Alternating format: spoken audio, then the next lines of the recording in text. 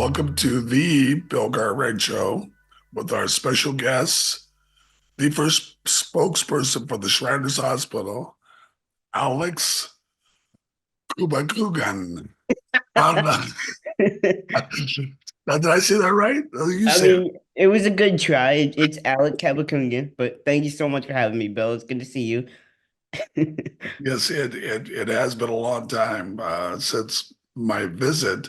What I like to do is to have everybody get to know you really quickly. So let's just talk about you. I want you to talk about mom and dad and where you grew up. So yes, I'm 21 years old. I'm in my fourth year at Northwestern University. I'm majoring in journalism at the Medill School of Journalism. I have osteogenesis imperfecta, also known as OI. I've broken over 60 bones in my lifetime. I suffer from brittle bone disease. And Shriners Children's has been there for me since I was 2 months old. They've helped me with surgeries, physical therapies, consultations. Shriners Children's has been my second family.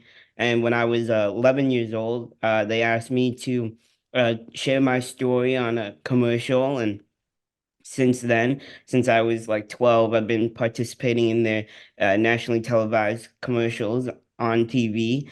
And we've been able to raise a lot of money for the hospital, and we've been able to promote their brand and help get the message out on how great of a nonprofit organization they are. They help kids from all over the world, regardless of their family's ability to pay. And when my parents had me, they knew during the pregnancy that I was going to have osteogenesis imperfecta. And so they found Shriners Children's, and uh, we were super lucky that the hospital near me had a doctor named Dr. Smith who specialized in my disability, and uh, Shriners Children's has helped me ever since. So, yeah, I mean, my parents are great. They've helped me my entire life, and I'm very fortunate that they made a great decision in sending me to Shriners Children's. You know, you talked about Dr. Smith. Talk about some of the other people at the hospital that you've grown close to. Yeah, so Dr. Smith is my favorite doctor in the world. He's performed over 20 surgeries on me, and he's been a very important figure in my life.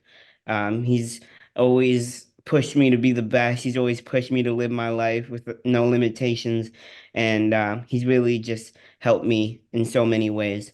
But you're right. I mean, I've been going to Shriners Children's Chicago since I was 2 months old, so I know some of the nurses there, like Miss Gwen, Miss Sandy, who have cared for me for a very long time. Miss Katie, Jackie, Jaden, the rest of the gang.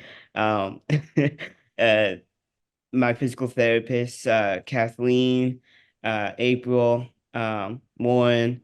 There's a lot of people at Shriners Children's Chicago that have been very helpful in my development. Um, I played wheelchair basketball for 8 years, and it's because of Shriners Children's that I was able to even play. My physical therapist helped build confidence in me to play a contact sport like wheelchair basketball. My doctor told me to be careful, but to also have fun. And through wheelchair basketball, I found a lot of confidence. Adaptive sports has helped me in so many ways. I knew at a very young age, right, when I knew at a very young age I wasn't going to be as tall as you, Bill, and I wasn't going to dunk a basketball and, jump out of the gym. But I learned and I found love in adaptive sports. So for 8 years, I played on the south side of Chicago with some of my best friends. They made me tough. They taught me what it's like to grow up in Chicago. They taught me a lot about basketball and what it means to be a part of a team.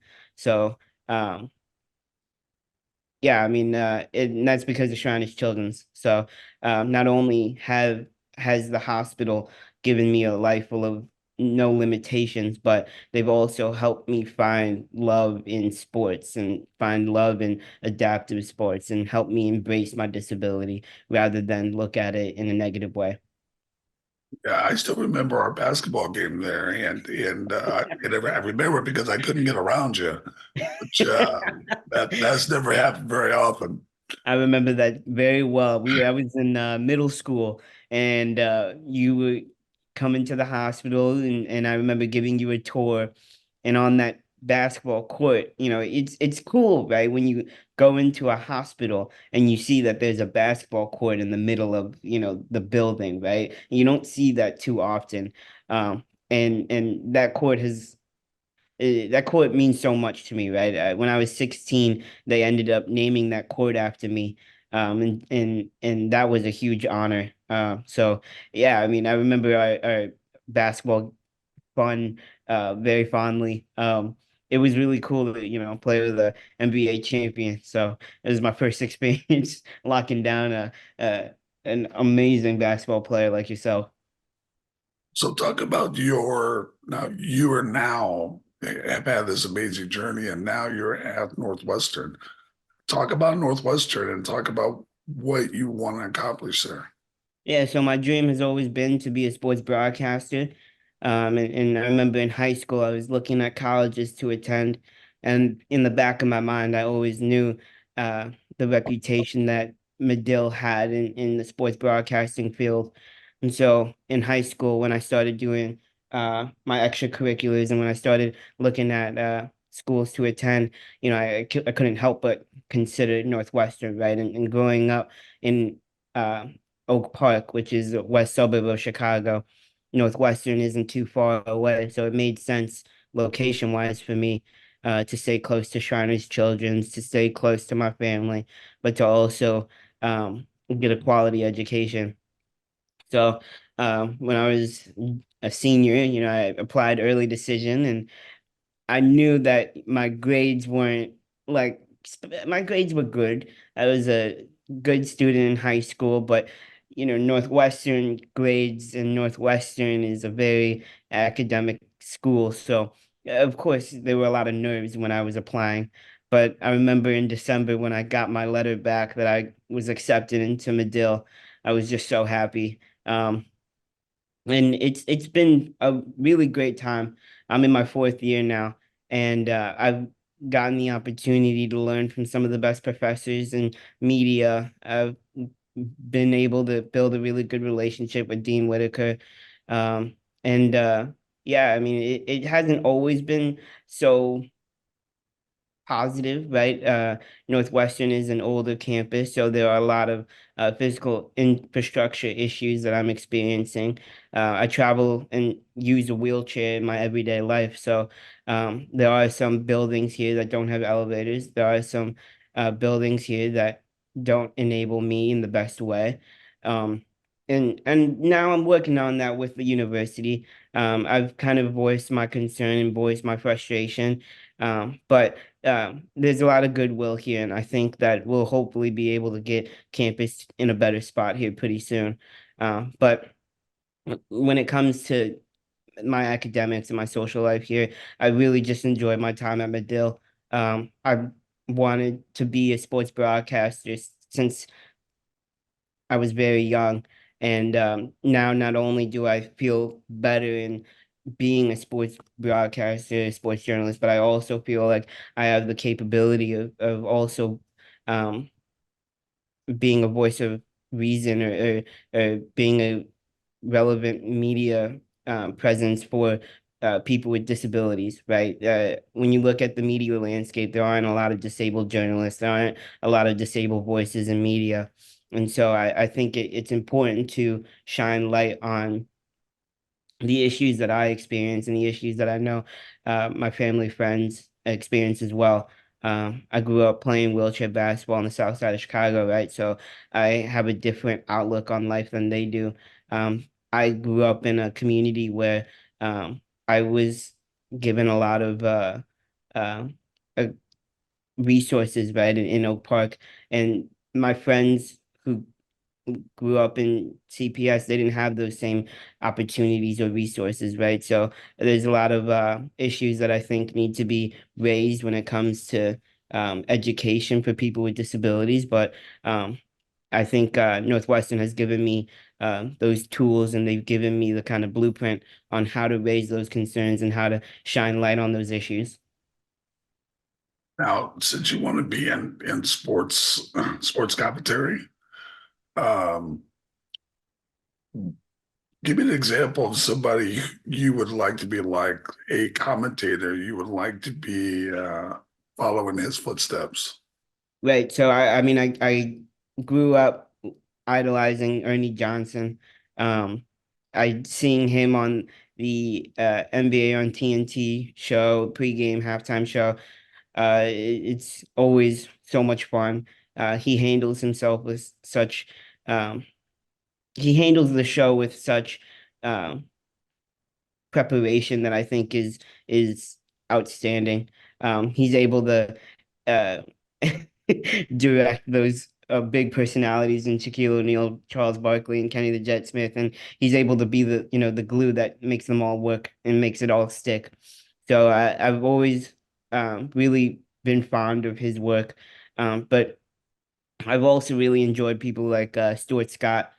Stuart Scott, he was an ESPN SportsCenter anchor who uh, had cancer, and I always really just enjoyed seeing him on SportsCenter, seeing how he would do those voiceovers for those SC top 10 plays, and um, yeah, I mean, I just always really enjoyed those two guys, but I think there's also room to be a voice for, adaptive athletes in the Paralympics, right? I think adaptive sports has helped me so much in my life, and I know it's helped a ton of other kids, and I would love to shine light on how wonderful adaptive sports are, like wheelchair basketball. So you know, taking a little bit from Ernie Johnson and Stuart Scott, but also adding in my own kind of life experience and hoping to gel that together to be the best sports broadcaster I can. Now, you've already, and I've peeked on the internet a bit, you've already met a few different sports personalities. Tell me who's been the most fun. So I've been able to build a really good relationship with Roger Goodell, the commissioner of the NFL. He's been a very uh, kind person in my life. Seeing him is like seeing, your favorite teacher from high school, right? You don't see him every year, you don't talk to him every month, but whenever you do see him, whenever you guys do interact, it's always like you guys never skipped a beat, right? You never missed a moment, right? But he's been extremely nice and supportive of me. He has helped me a lot in my journey to become a better sports broadcaster. We He invited me to the 2018 NFC wildcard game where the Chicago Bears were playing against the Philadelphia Eagles, Wow. and that was the game where Cody Parkey kicked the football off of the upright, right? So now it's known as the double doink game. And I remember that game was just so heartbreaking. But it was awesome to get to watch that with Roger. And again, yeah, he's been a great friend to me, big support. So I think he's one guy who always stands out in my life. I've been able to meet Tiger Woods. I've been able to interview uh, Brett Favre, Terry Crews, um, and I got to sit in on Zion Williamson's AP Player of the Year award press conference. So I was able to ask him a question, and those are just a couple of guys that stand out. Um, so uh, I've had a lot of really cool opportunities so far, and hoping to make some more memories soon. Talk about what's your favorite sport? Now, when I grew up, I was a basketball, baseball, football guy. I love sports. I'll watch anything. I was watching sumo wrestling the other day. That was fun. So, what's your favorite sport? What do you really like? I grew up playing wheelchair basketball, right? And I growing up outside of Chicago, in the early 2000s, there were big athletes like Derrick Rose, Joakim Noah, Luol Deng, and that kind of era. So basketball has always been my favorite sport. But I really just enjoy the NFL as I've gotten older. I think the NFL has done a really good job of becoming more accessible for all athletes and everyone involved. Um, they now have wheelchair football leagues, so to see the kind of the development of that and to see how far football has come for people with disabilities has been just an awesome thing to witness. Um, I would love to see wheelchair basketball get the same kind of um, recognition that the NFL is giving to wheelchair football. So I would love to just continue to talk about adaptive sports in any kind of capacity on TV, because right now you don't see adaptive sports being mentioned on TV at all. So I think part of that is creating more adaptive sports opportunities for disabled youth throughout the country. Um, it always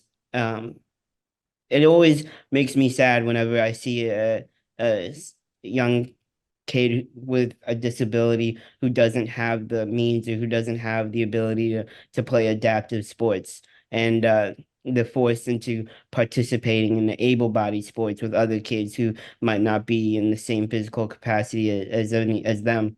So I think just shining a light on and helping adaptive sports being becoming bigger is something that really encourages me to be a better broadcaster.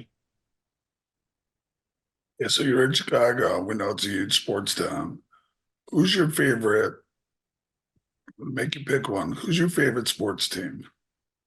My favorite sports team, Yeah, in Chicago. yeah, I mean, Big Bears, Bulls, No, no, no. You got to pick Blackhawks. one. You can't, that's too easy. I gotta pick one. You got to pick one. Who's your Um, favorite? right now it's the Bears.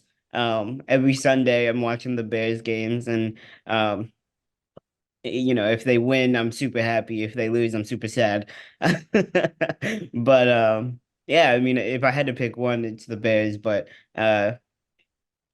Chicago through and through in every other sport. Yeah, so I'm a West Coast guy, so I grew up A's Giants, and Hmm. I like it both. When I started out when I was a kid, I love the A's. Now I'm a Giants guy. So who Hmm. do you got? Sox, Cubs, Sox. Who's your team? I usually root for the Cubs, but I don't know. I recently saw renderings for a new stadium for the White Sox, and if they are able to build a new stadium on in South Loop, then I think that'd be pretty cool. So we'll see in a couple years if that changes.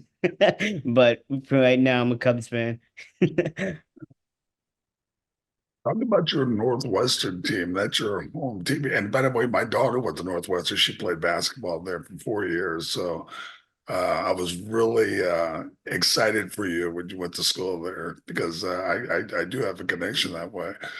But talk about your Northwestern sports. You always do extraordinarily well. Let's be specific and talk a little bit about your basketball team, which is very exciting. And the basketball team's doing really good. And I hope and I think if they continue to play at the same rate that they've been playing this season, that they'll get a March Madness bid for the second time in 2 years, and for the first time in program history that they'll be able to go to back-to-back March Madness tournaments. I think Boo Booey's done really well. I think Coach Collins has done a great job with the team, and he's built a really great program. And I hope to see them in March. They just need to play a little bit more consistently. I think they have great leadership and guard play and Boo Buie and Barnheiser and Ty Berry.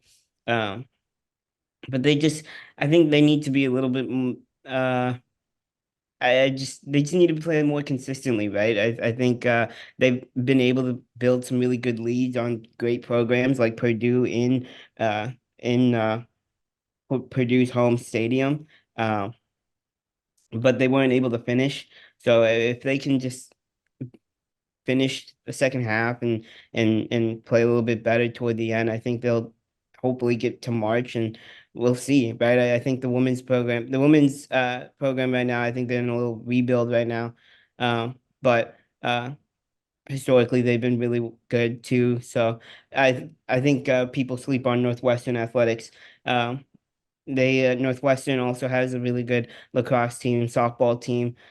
So in basketball, every now and then they'll have a couple of hiccups, but I think when you look at the other women's sports here at Northwestern, they do a really good job. I want you to give us a quick scouting report on our Chicago Bulls, who are up, down. Now, what do you feel like they need to get over the hump and be a top four team in the East? I mean, right now they need to get healthy, right? I think we saw it a couple years ago when Lonzo Ball was starting for the Bulls. They played extremely well. They played fast. They were able to get up and down the court really easily, and they had great guard play on defense, which made it difficult for teams to have success against them. But since Lonzo Ball's been injured, they haven't been able to sustain any kind of consistency. I watch the Bulls and I kind of get frustrated with how much isolation play they play with, and I now I'm not playing wheelchair basketball anymore, but I'm coaching wheelchair basketball for the program that I played with, and I tell my the players who are in that program all the time, I need to see offside player movement. I don't see any offside player movement for the Bulls. I think they fall into this trap where they let DeMar DeRozan just dribble for 10 seconds in the mid-range area. But they also, I don't think sometimes I don't think they really utilize the pick and roll as much as I think they could. Um, I really like the depth that they have. I think Andre Drummond is one of the best backup big men in the league. I really enjoy Agree with that. Troy Craig off the 1,000%. sorry. I love James Drummond. Andre Drummond's good. He's tremendous. Sometimes I think he should be starting, but that's a whole nother topic. But I honestly I think they just need to get healthy, right? I think Lonzo Ball is genuinely one of the he's a really good two-way player. So I can understand why they didn't make any big moves during the trade deadline. I can understand why they might not want to let go of a couple of pieces, but if they can't get healthy, they won't have any success. Or at least if this is the team that they have, I think they need to kind of understand and embrace that they need to play a different way when Lonzo Ball isn't playing or when Zach LaVine isn't playing. Uh, I still believe in them. I think Kobe White is a tremendous guard. He's been scoring really well this season. I think he's uh, a candidate for the most improved player of the year award. Uh, so I mean, I I still love watching the Bulls, but they frustrate me when they fall into this isolation play, and I can't watch it sometimes. Uh, but yeah, I mean that's the long way to fix the Bulls, but in the short term, I think, this is the NBA, right? So if they were to find or to get a superstar to request a trade to the Bulls, I think that's the only way that they can sneak into the top four this year. But uh, I think we'll have another season where they'll kind of be in the middle of the pack, and I mean, hopefully they'll make it in the playoffs because when the playoffs start, you never know what happens and anything can happen at that point. But we'll see. The last thing we're going to talk about is something that I was really inspired when I went to the Shriners Hospital. Is that your spirit of, I mean, you've had this bone condition forever, but you were so extraordinarily positive, which I love. So talk about that. Where does that come from? It I appreciate that question. I mean, it comes a lot from the support that I have from my family. My mom and dad have done a really good job and never kind of putting a ceiling on my success. Um, they've always kind of encouraged me to branch out and to be as well-rounded as I can be. So while they loved my passion for sports, they also tried to, introduce me to theater. They also tried to in, continue to push me to be a big volunteer. Uh, and I've always just appreciated that about them. But I also grew up with, the best three older sisters in the world. My three older sisters have always treated me with treated me like a little brother, right? So they're always challenging me, they're always pushing me, um, and I love them a lot. But I think that positivity comes from my family for sure. Um, they never treated me differently. They never gave me any pity. They've always pushed me to be better and better and better. Uh, and I love them a lot. So, but I love my family, but it's also the support that I receive from Shriners Children's. Um, I was put on, a commercial when I was 12 years old, and we created a lot of just magical moments together. Um, there were some times when I was, scared, and there were some times when I was, super happy and super confident. And Shriners Children's has always been there for me, and they've always supported me. But yeah, it's um, I just honestly, there's really no good answer, Bill. I'm sorry, but there are so many people who have kind of supported me and encouraged me, and whether it's my family, Shriners Children's, a wheelchair basketball community, the Northwestern, my school in Oak Park.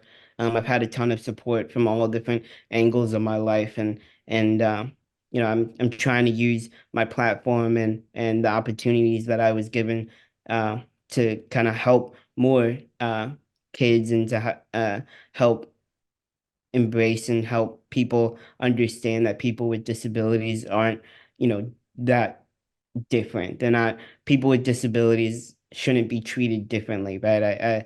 I think one of the best things that I learned at Northwestern was that, I'm independent, I'm successful, and I can do all things because of, my family and Shriners Children's. But if I'm in an environment that doesn't allow for me to um, be successful, then that's not my fault, right? That's the environment around me. I am a fully independent young man, and I've worked really hard in physical therapy to get to a point where I can live on my own, and I don't have to worry constantly, right? So, uh, understanding that uh,